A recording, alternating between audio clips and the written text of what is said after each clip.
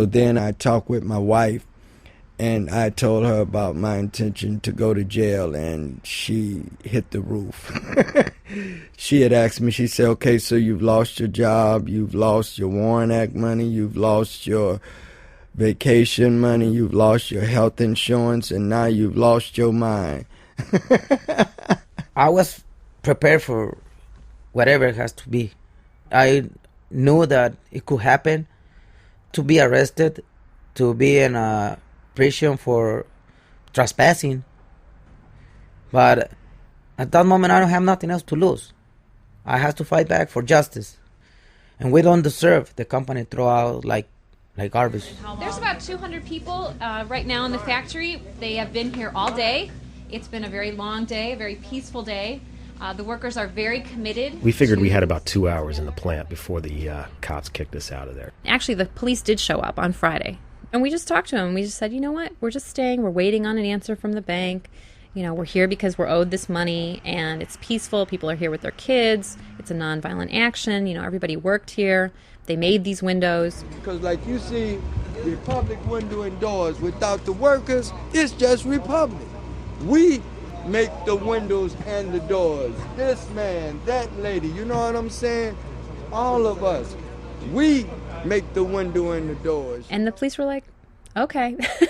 So we're feeling like we got a support from the police department, saying like what you are doing is illegal, but it's fighting for your rights. Live in the CNN newsroom, Don Lemon. We bring some TVs to the company to see what is the news. Drastic measures. Laid off workers holed up inside the business that fired them, refusing to leave until the company pays up. This was a major international news story. You know, we walked outside and Al Jazeera was outside and Le Monde. It's the kind of direct action rarely seen in America. What happened in terms of the media certainly was like the perfect storm.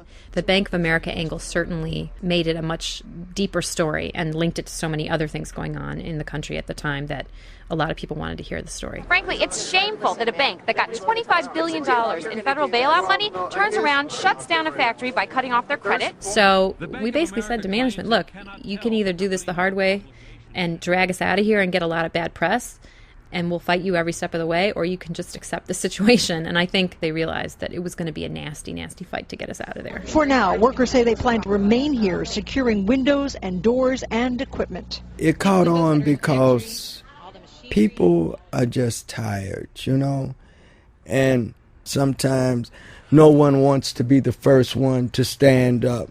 And I think that Republic was the first ones to just stand up in a long time. Huelga, huelga, huelga. Huelga, it means strike. Huelga, huelga, huelga. We have just begun to fight. We'll continue with our story, Si Se Puede, in a minute. No se vayan. Hi, it's me again. This podcast of Latino USA is made possible by contributors to public radio stations. They help pay the freight and cover the costs of making the program available to you to hear when it's convenient. If you're already a member of your public radio station, thanks. If you're not, I hope you'll rethink that decision and make a contribution to support this program and others like it. Visit us at latinousa.org to find a public radio station near you and join the ranks of El Pueblo que Escucha Latino USA. Also, great opportunities exist for companies and organizations to reach the Latino USA audience online, on air, and through these weekly podcasts. If you're interested in having a tremendous impact on the production of this program, consider underwriting Latino USA. For more information, visit us at latinousa.org/support. And thanks for listening. You're listening to Latino USA. I'm Maria Hinojosa. We continue now with our story about the workers who staged a sit-in at the Republic Windows and Doors factory in Chicago. This was an unusual experience for everyone. I had never been in a plant occupation before, and none of the workers had either. So we were, figuring out some stuff as we went along. So there was 3 shifts, the morning, afternoon, and night shift. We put out the call for sleeping bags because people who were spending the night in the factory needed someplace to sleep. We had different teams to clean the cafeteria, to clean the bathrooms, During that time, it was snow and ice outside, so we had crews that were shoveling the snow and putting down salt. And then we had security details, people that was walking around the plant periodically making sure that everything was okay and safe. And we started making crews of people to taking care of the equipment. That machine that you never had time to fix, well, the mechanic was fixing the gate at 3 o'clock in the morning. So he was, helping himself in that sense, for the time the factory reopens, well, that gate is fixed. You must be congratulated for having the courage and the great tradition of Dr. King. Sunday, the third day, we receive Jesse Jackson. He brings some turkeys and some food for the workers. Tradition of Cesar Chavez. A lot of workers from other places, they came to show us their support, bring donations, bring food, stuff like that. Somebody coming out in 0 degrees or in 30 degrees, freezing temperatures, to stand up with you, to walk with you 3 blocks around in a picket line. And when you realize that he or she is there for you, helping you out, giving you even a small portion of their lives, that's very uplifting. It gives you the affirmation that you are right. And frankly, around the country, people sprang into action. There were protests at branches of Bank of America all over the country. You got bailed out, we got sold out. We're here in New York City in solidarity with the UE strikers in Chicago. We're going to descend upon a few branches of the Bank of America. And then we see Obama make a statement about us. When it comes to the situation here in Chicago with the workers who are asking for the benefits and payments that they have earned, I think they're absolutely right. These workers, if they have earned these benefits and their pay, then these companies need to follow through on those commitments.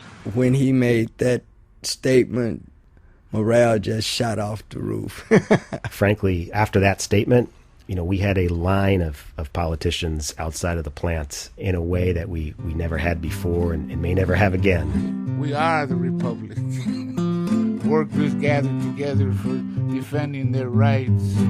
Trabajadores de mi pueblo, yo les vengo aquí a cantar.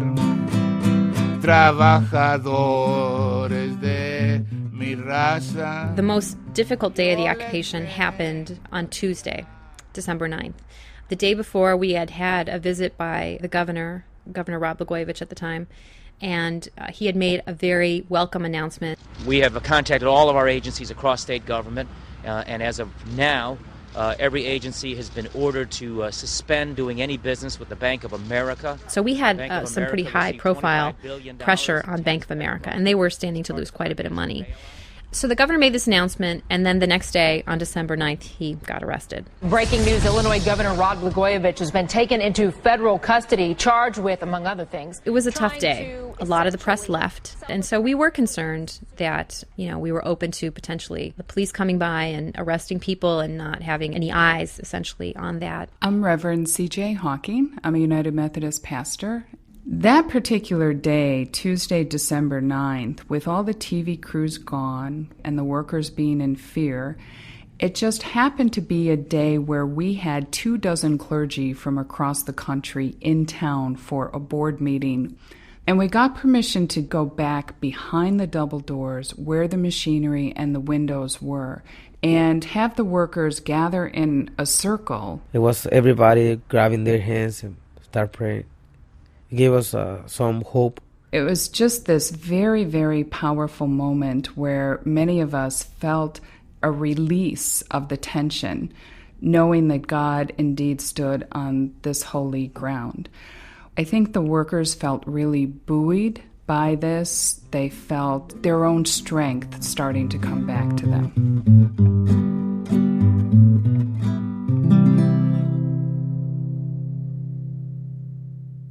There is a new development to tell you about in that standoff involving workers who've been staging a sit-in at a factory on the city's north side.